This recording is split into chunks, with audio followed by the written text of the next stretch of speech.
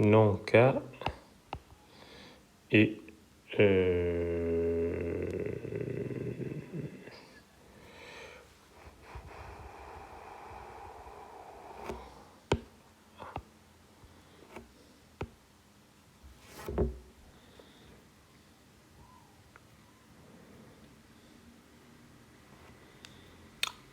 oui, oui.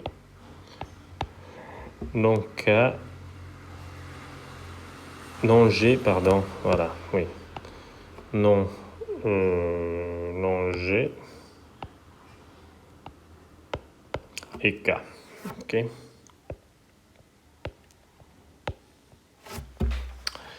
Pourquoi? Alors,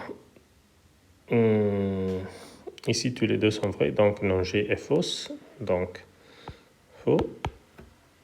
K est vrai, non G est vrai, donc vrai.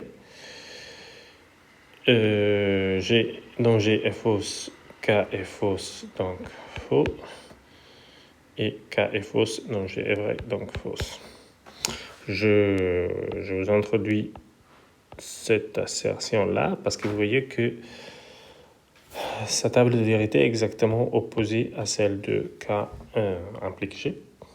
Ok, donc effectivement, non K implique G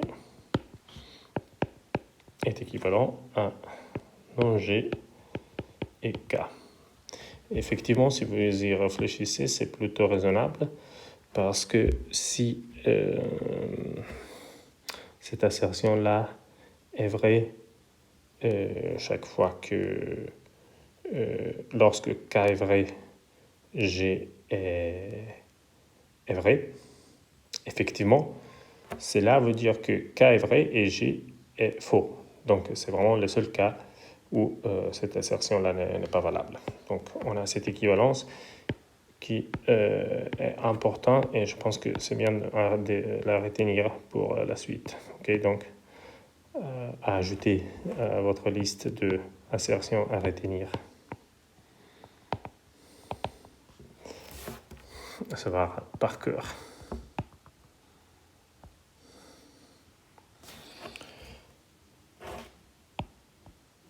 Bon. Donc voilà. OK. Donc on va appliquer cette équivalence à cet objet-là. OK. Donc A ou B implique C est équivalent. A ou B implique C et donc équivalent à non. Non, c'est... Enfin, la négation de ça est équivalent à non C et A ou B. OK? Parce que dans ce cas-là,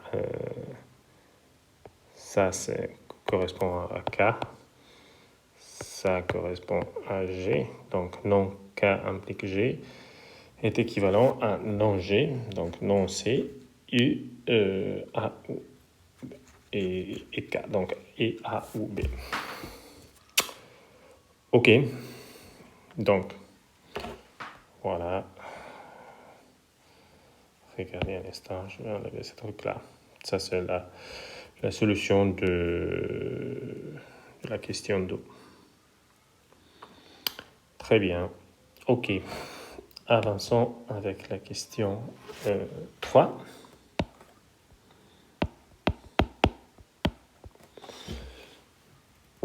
Alors, je vous rappelle que la contraposée est l'assertion qui est équivalent à implique B et qui est non B implique non A. Elles sont équivalentes. Et donc, il s'agit dans la question 3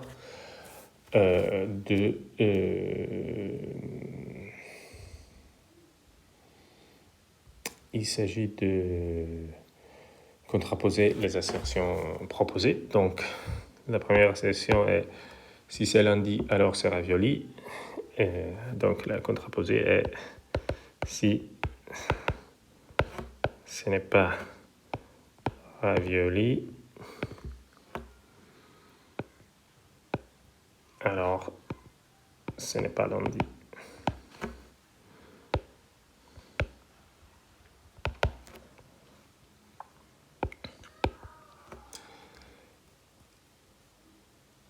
Alors, phrase B, si les étudiants ne travaillent pas, ils n'apprennent pas des mathématiques.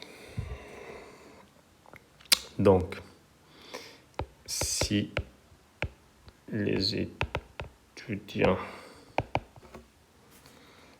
apprennent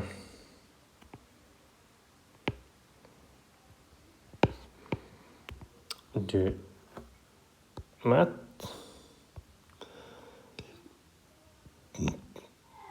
alors ils travaillent.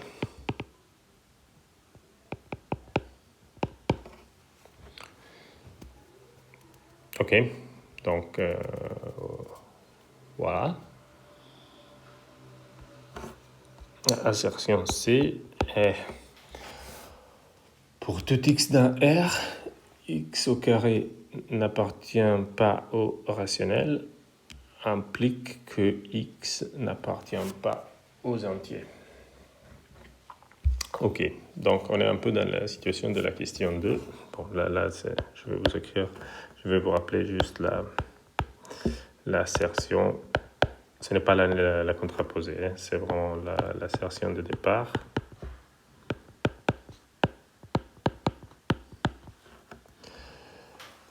Alors, donc, comment est-ce qu'on peut écrire ces trucs-là? Ben, d'après ce que... Alors, là, il y a un virgule, donc, effectivement, l'assertion à contraposer est celle-ci. Cela nous dit seulement que l'assertion est vraie pour tous les entiers. C'est important l'existence de cette virgule parce que ça veut dire que cette assertion-là est vraie pour tous les réels, exactement. Donc la contraposée est pour toute x d'un R, x appartenant à z implique x carré dans le rationnel. Ok? Voilà. Alors, passons à la question 4 qui provient